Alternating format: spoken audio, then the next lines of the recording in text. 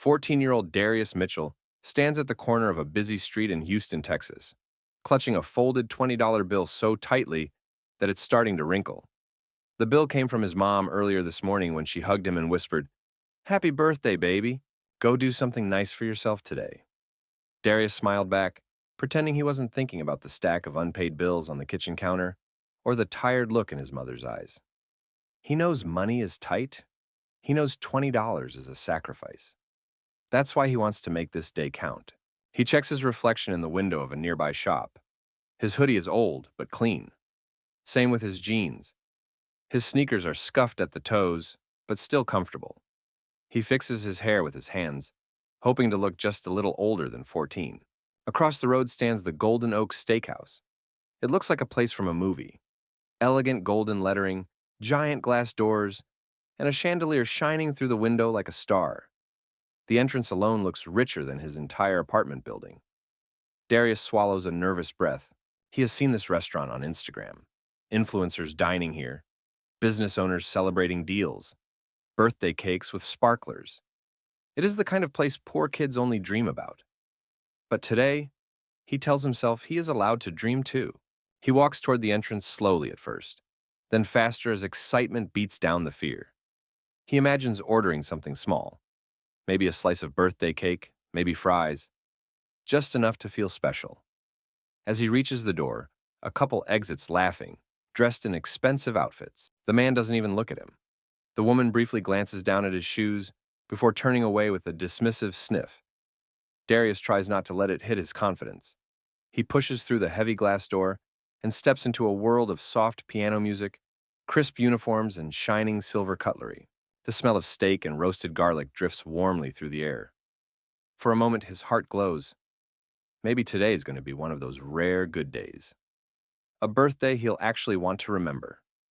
He walks toward the hostess stand, practicing what he'll say in his head. "A table for one, please. It's my birthday." He stands up straight, clears his throat, and smiles. He doesn't know yet that this moment, this simple act of wanting something nice, will be challenged in a way no kid ever should face on his birthday. But he's here. He's trying. And that makes him brave already. Darius stands patiently at the hostess podium, trying to look confident. Behind him, the restaurant glows warm and golden, with wealthy customers enjoying expensive plates that look like artwork. Laughter echoes through the room, while servers glide gracefully between tables like trained dancers. A young white hostess, Emily, finally approaches. Her polite smile fades the moment she glances down at Darius's worn hoodie and frayed shoelaces. Her eyes scan him from head to toe, and the judgment lands like a slap. "Yes?" she asks, voice thin as glass. "A table for one, please," Darius says, mustering a hopeful smile.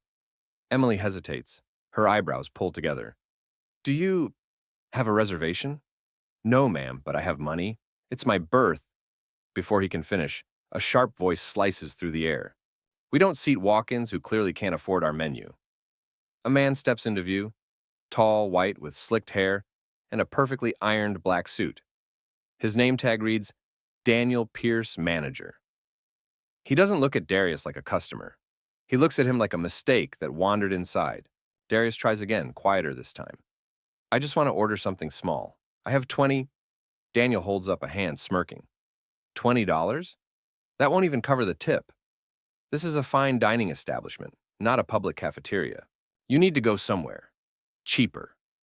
A few diners glance over, ears perked by the raised voice. A couple across the room exchange whispers, eyes narrowing at Darius. Heat rushes to his cheeks. "I can pay," Darius repeats, voice trembling now. Daniel steps closer, his expression tightening. This place is for paying customers who belong here. The word belong stings the hardest. "I'm asking politely," Darius says, trying to keep his voice steady. "Please, just a chance." Daniel leans in, tone low and cutting. "You don't listen well, do you? You're out of place here. Leave. Before I make you leave." Darius freezes. His courage crumbles like a cookie crushed in a fist. He looks at his $20, the gift his mom gave with so much love, and it suddenly feels worthless. Like he feels worthless. The restaurant continues buzzing with life around him. But in this moment, he stands alone in a silent pocket of humiliation. Emily avoids his eyes. Diners look away. No one intervenes. Darius takes one step back toward the door. Then another. The birthday he hoped for slips further and further away with each step. Yet just as he begins to turn, a chair scrapes loudly behind him. Someone stands up. Someone who does not intend to stay silent. The loud scrape of the chair echoes through the restaurant, interrupting the piano music. Every gaze shifts toward the sound. A woman rises from her table with calm determination. She's in her late 50s, wearing a neat blue business suit and a string of pearls. Poised, confident. Someone who has influence without needing to flaunt it. Her name, Darius will soon learn, is Mrs. Eleanor Reynolds. She steps toward Daniel, her expression like a teacher about to grade a student very harshly. "Daniel," she says, voice firm, "that young man asked politely for a table. Seat him." Daniel's confident mask cracks. "Mrs. Reynolds?" "With respect, he doesn't meet our standards, Mrs." Reynolds blinks in disbelief. "Standards?" she repeats. "Do explain what standards were violated." Daniel shifts, voice tightening. He clearly cannot afford a meal here. I'm preventing an awkward situation. Mrs. Reynolds crosses her arms. "So you judged his wallet before his words?" Daniel avoids eye contact. She continues louder, letting others hear. "I have been dining here for years. I have seen poorly dressed tourists, loud businessmen, even drunk sales reps allowed to sit. Yet this boy is the one who makes you uncomfortable?" Silence spreads like spilled wine. Darius stands frozen, torn between gratitude and embarrassment. No one has defended him like this before. Certainly not inside a place like this. Daniel's voice rises defensively. "I'm protecting the restaurant's image." Mrs. Reynolds steps closer, unafraid. "No, you're protecting your prejudice." Each word lands heavy. She turns to Darius with a warm, respectful smile. "You deserve to be treated with dignity. Don't let anyone imply otherwise." Darius swallows. His throat is tight. "Thank you, ma'am." Daniel tries to regain control.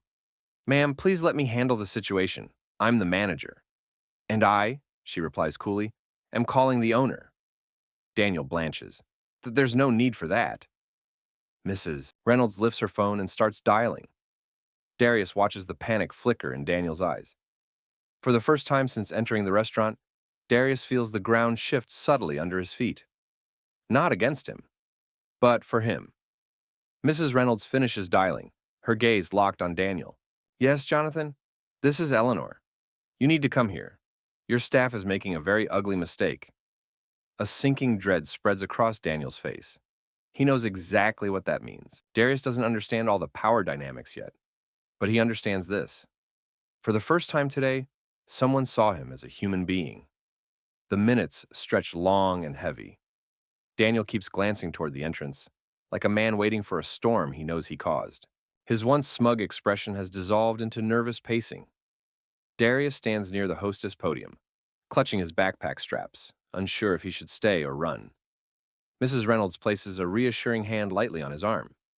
"You did nothing wrong," she reminds him. He nods, though his heart still beats too fast. Then, the glass doors swing open. A tall, older white man in a crisp navy suit strides inside. His presence alone demands attention. His silver hair is perfectly combed, and his expression is carved from authority. Mr. Jonathan Hayes, founder and owner of Golden Oak Steakhouse, a man who built a small grill into a luxury dining empire. Every employee straightens the moment he walks in. Conversations hush. Silverware stops clinking. Daniel rushes over, forcing a smile. "Mr. Hayes, I'm glad you—" "Save it," Mr. Hayes cuts in, voice sharp as ice. "Explain. Now." Daniel gestures toward Darius, trying to control the story. "This boy came in without the ability to pay. I simply prevented a problem." Mr. Hayes turns slowly to look at Darius, not with disdain, with curiosity. "How do you know he can't pay?" His tone is calm, almost eerily so. Daniel stutters. "Well, look at him. I mean, his clothes. It's obvious he—" Mr. Hayes lifts a brow. "Obvious? Based on what? The color of his hoodie? The wear on his shoes?" Daniel opens his mouth, but no words arrive. Mrs. Reynolds steps forward. What's obvious is that he was judged the second he walked in. Mr. Hayes shifts his gaze fully onto Daniel now. Is that true? Daniel's face reddens. We have standards, sir. Mr. Hayes scans the restaurant. Dozens of wealthy guests stare, waiting. And then his eyes land fully on Darius. What is your name, son? Darius swallows. Darius. Mitchell. Today's my birthday, sir. I just wanted to try this place. The simplicity of the sentence hits the room harder than any accusation. Mr. Hayes turns back to Daniel, his voice firm and controlled. You humiliated a child in my restaurant, he states. A child who came here with joy. You decided he wasn't worthy of a seat. Daniel tries to protest. I was protecting our reputation. Mr. Hayes steps closer, speaking low enough that it feels like a personal verdict. Our reputation is hospitality. You shame this boy for daring to dream bigger than his budget. Daniel's mouth opens, but his voice is gone. Mr. Hayes straightens his jacket. I'll handle this from here. He places a gentle hand on Darius's shoulder. You're my guest tonight. For the first time since walking through those doors, Darius feels something flicker inside him. Belonging. The restaurant seems to shift around Darius as Mr. Hayes guides him away from the podium. The air feels lighter, though the stares from the diners still burn on his skin. Every step feels like walking from the shadows into the spotlight. Mr. Hayes stops at a corner table with a stunning window view of the city. It's a seat clearly reserved for VIP guests. He gestures politely. For you, Darius, consider this your birthday throne. Darius almost hesitates. He has never been invited to sit someplace so nice. Then he remembers his mother's words. Do something special today. He slides into the chair. The leather feels soft and expensive beneath him. Almost immediately, servers rush over. Their faces show a mixture of guilt and respect. A waitress named Anna sets down a pristine place setting. Water, bread, anything you'd like to start? She asks, voice sincere. Mr. Hayes taps the table gently. He'll have the birthday special. Anna smiles, delighted. Right away. Darius's heart feels warm, but fragile. Like this could all disappear if he breathes too hard. Meanwhile, Daniel stands frozen, face flushed with anger and humiliation. His authority, once so loud, now hangs limp like a torn banner. Mr. Hayes turns to him with calm, controlled disappointment. You will apologize properly. Daniel stiffens. I already did. That was not an apology, Mr. Hayes replies. That was obligation. Daniel clenches his hands, stepping toward Darius. He forces himself to meet the boy's eyes. I am sorry for the way I treated you. 14 words. Barely enough. But they land differently this time. Darius doesn't respond. He doesn't need his approval. Because finally, power is in his hands. Mr. Hayes dismisses Daniel with a simple flick of his head. We will discuss your role here shortly. Daniel walks away, shoulders sagging, his arrogance deflated. Mrs. Reynolds approaches Darius with a kind smile. I hope this day becomes something you'll look back on with pride, she says. I already will, Darius replies quietly. Soon, the chef arrives personally, a tall man in a white coat carrying a plate so carefully it might be fragile. On it rests a perfectly grilled steak, roasted potatoes, and colorful vegetables arranged like art. For the birthday guest, he says warmly, with compliments. And then he sets down a second plate, a chocolate cake slice topped with a single lit candle. Darius goes still. His chest tightens. No one, not since he was very little, has given him a birthday cake. Mr. Hayes smiles. Go on, he encourages. Make a wish. Darius closes his eyes. He wishes not for riches, not for fancy shoes, not even for another meal like this. He wishes for a future where moments like this aren't miracles, but normal. He opens his eyes and blows out the candle. Applause rises softly around him. Some diners moved by the scene, others ashamed of how they first judged him. For the first time today, Darius feels seen, not as a problem, not as a stereotype, but as a boy with a birthday, a person with dreams, someone who belongs. The first bite of steak nearly brings tears to Darius's eyes. It is tender, rich, full of flavor he has never tasted before. Every forkful feels like a celebration. He chews slowly, savoring every moment as if rushing would disrespect the gift he has been given. The restaurant continues its elegant rhythm around him. But something has changed. The looks he receives now are not sneers or dismissals. They are nods of respect, small smiles, even admiration. People who once judged him are now forced to see the truth. A boy worthy of kindness, a guest worthy of a seat at the table. Mr. Hayes sits across from him for a moment, his voice lower and more personal now. You know, I grew up in a house where every meal was a blessing, he says. I built this brand to give people special moments. You reminded me what that really means. Darius swallows hard, not because of food, but because of emotion. I didn't mean to cause trouble, he says quietly. I just wanted a good birthday. You deserve good birthdays, Mr. Hayes replies. You deserve good everything. A server returns with a wrapped box, not flashy but neat.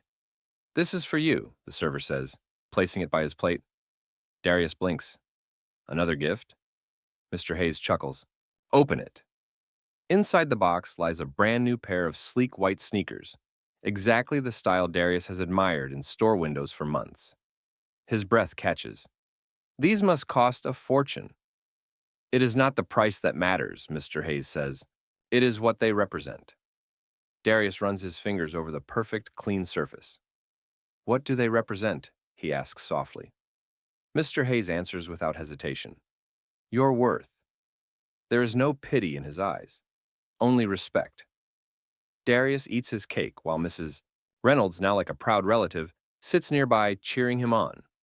Staff members check in, offering refills, smiles.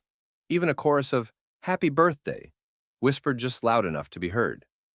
For the first time in a long time, Darius feels something new blooming in his chest. Confidence. Not the kind you wear like clothes. The kind built when someone finally treats you like you matter. The kind that lasts. When Darius finishes his cake, he sits back with a full stomach and a fuller heart. The soft piano music in the background feels like the soundtrack of a victory he never expected to win. He takes one last look at his empty plate. For the first time, he feels like he has tasted what hope is supposed to feel like. Mr. Hayes stands and extends his hand. Come on, let's walk you out like the VIP you are. Employees line up near the entrance, not by command, but by choice. They want to show respect, to rewrite the first impression they gave him. Some smile apologetically. Some bow their heads. Every expression carries the same message. We were wrong about you. Mrs. Reynolds steps forward to hug him, warmly and without hesitation. You remember this day, young man, she says, when the world tried to make you small, and you proved you were bigger. Darius nods, his eyes shining. He thanks the chefs, the servers, anyone who helped turn his day around. His voice may be small, but his gratitude fills the room. Before he leaves, Mr. Hayes taps his shoulder gently. I meant what I said earlier, he reminds him. When the time comes, come find me. I invest in students with bright futures. The way I see it, yours is blinding. Darius exhales a shaky breath. The idea that someone this important believes in him feels like a fire starting inside. Warm, bright, unstoppable. He steps outside into the golden evening light. The door of the Golden Oak Steakhouse closes behind him, but it doesn't shut him out. It feels more like it just opened a path forward. He glances at his reflection in the restaurant's window. Same hoodie, same backpack, same shoes. No, not the same shoes. He looks down at the new white sneakers on his feet and smiles. With every step he takes away from the restaurant, he feels taller, not in inches, in pride, in strength, in worth. His birthday started with humiliation. It ended with dignity. A day that should have made him feel small instead became the day he learned. He belongs anywhere he decides to walk into. No permission needed. Ever. Darius heads home under the glowing sunset. He isn't just walking. He's rising.